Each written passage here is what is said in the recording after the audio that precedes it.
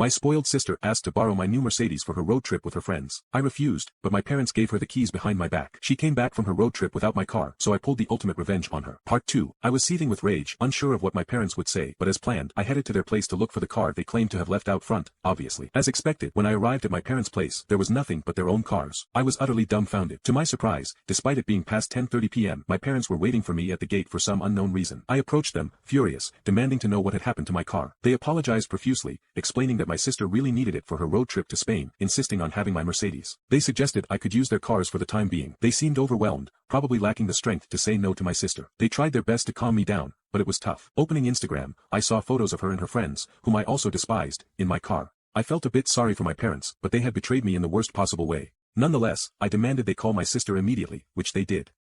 They tried to hand the phone to her, but she refused to speak to me. They got her to promise to return the car in the condition she found it, treating it as carefully as possible. I returned to my apartment, furious, but considering my parents' effort, I thought if she returned my car in good condition within 2 weeks, I'd let it go, for the sake of our relationship. Noticing my sister hadn't even followed me back on Instagram, days went by as I walked to work, constantly worried about my car because of my sister's utter irresponsibility.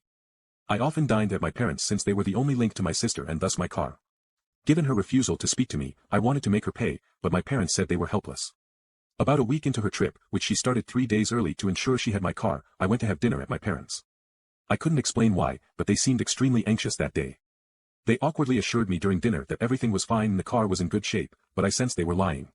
It had been a week since she left, with 18 days until her return. I went home, planning to visit again in 3 days. During that time, I noticed my sister's stories no longer featured my Mercedes. When the day came, I asked my parents about the car. My mother burst into tears and ran upstairs. I started to fear the worst. My father looked me in the eye and bluntly stated that my car had been lost in Malaga.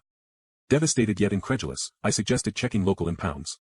He explained that 2 days later, my sister had checked all nearby impounds, but none had any record of my car. It appeared to have been stolen. I asked my father one last time if this was some kind of joke. He replied that if it were, my mother wouldn't have left crying. I had saved for years to afford that Mercedes, and my pampered sister, who always had everything handed to her on a silver platter, had just destroyed my most prized possession. I knew this was a critical moment. I was determined to make her pay dearly. A memory flashed through my mind. As a child, when punished, my parents would often hide my belongings, like game controllers, to distract me. I headed for the small closet in the living room, where they used to hide my things. My father had gone to comfort my mother in their bedroom. Opening the closet, I found exactly what I needed, the keys to the new apartment my parents had bought for my sister for university. I was about to give her a taste of her own medicine. You can now check if there's a third part by pressing share and more.